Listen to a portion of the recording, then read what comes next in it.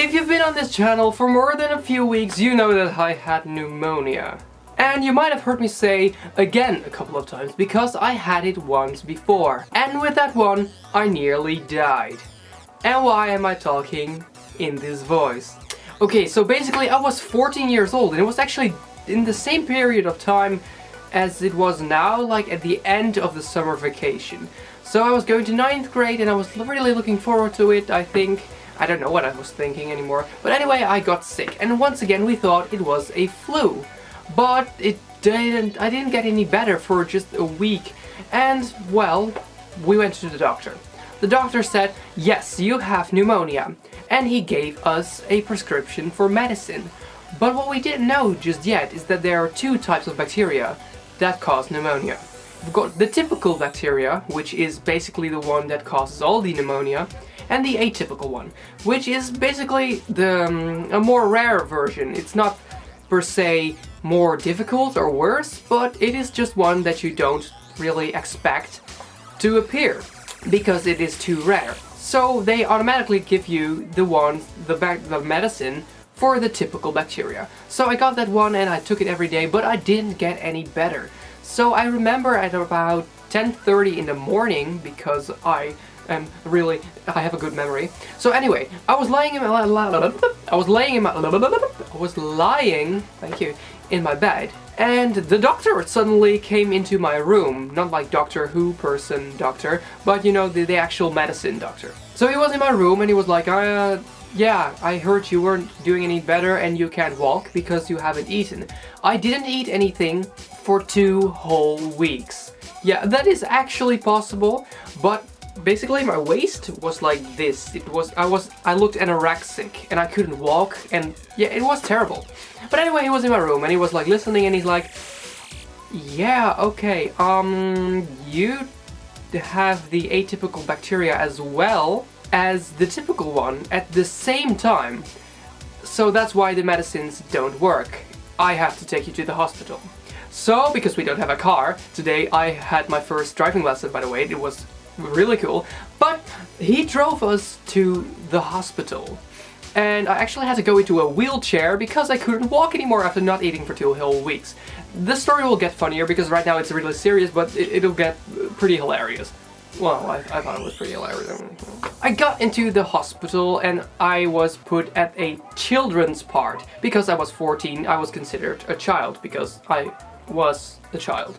But there were younger children. But anyway, there was this female doctor and she was talking to me and she was explaining to me the way bacteria worked and how it caused pneumonia. But in a way she would to a 6-year-old. So she looked at me and she was like, there are little tiny bugs in your body that cause you to be sick. And we have to get rid of them with the medicine. And I was like, I'm 14 years old. I understand the concept of bacteria pretty well. Of course I didn't say so because I couldn't really talk or anything. But I was like, okay.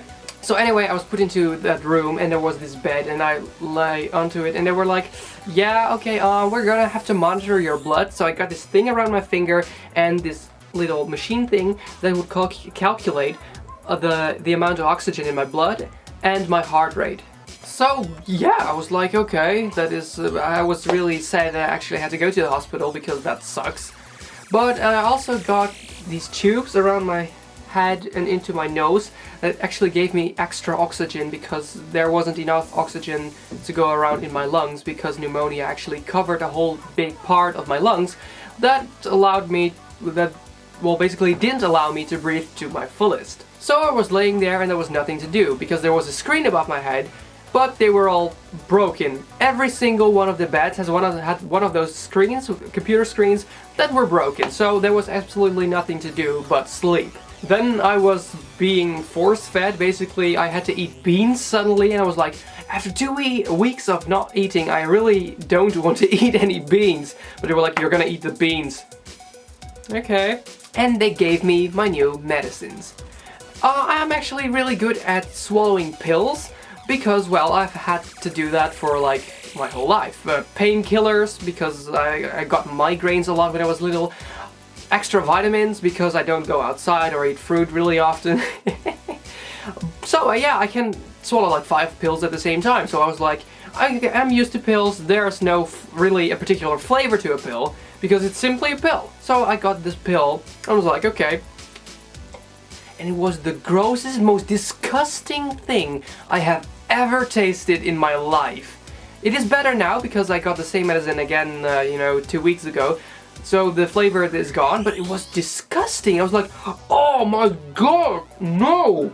Oh, and I almost threw up, and I had to take those 3 times a day for like 2 weeks long, and it was disgusting. But yeah, I actually did it, but every time it was so gross.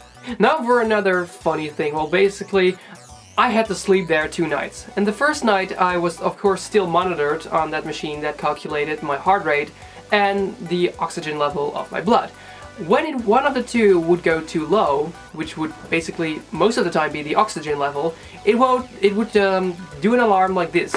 Bing, bing, bing, bing. And I was like, okay, yeah, well, if my oxygen levels are too low, I just need to breathe really deeply through my nose because I have that tube with extra oxygen.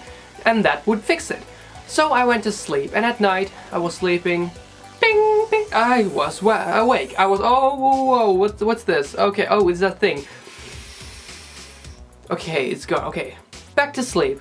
Bing, bing. So basically, every time I fell asleep, that thing would wake me up with its alarm for like 5 hours that night.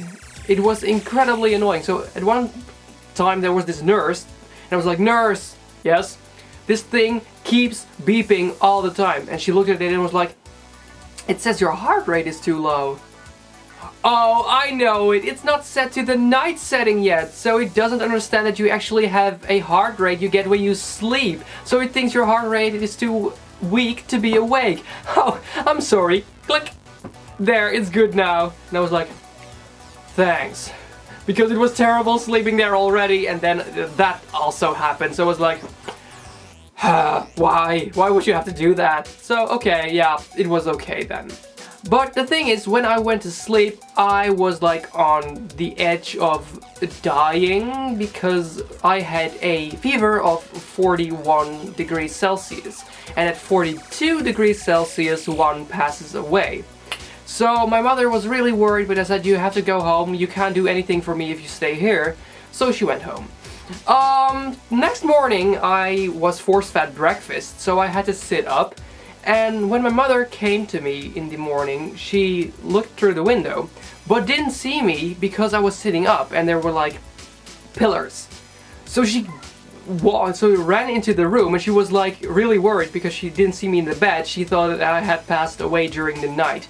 So basically the first thing I saw in the morning while eating was my mother walking in like this. And then she saw me and she was like, oh, and I was like, what's wrong? And then she explained it to me, and I'm like, no, I'm fine. But then later on I said, what if I'd gone to the bathroom? Then I wouldn't really be in the bed, so how would you have reacted when that happened? But yeah, I can understand it from a certain point of view. But yeah, after that after 2 nights, I finally got to go home, and I was, you know, not feeling any better yet, but I started to eat again, and I started to get my medicine, and all of those annoying things that actually happened everywhere just kind of stopped, luckily. So yeah, I guess I'm sorry about my sniffling, but yeah, that is basically how I almost died the second time. Plot twist! Maybe that'll be an interesting story for next time. Yeah. Thank you so much for watching. If you want to see more videos like this, leave a thumbs up. And if you want to see new videos every week, twice a week, right into your subscription box, click on subscribe. But above all, just be unique. You're awesome the way you are.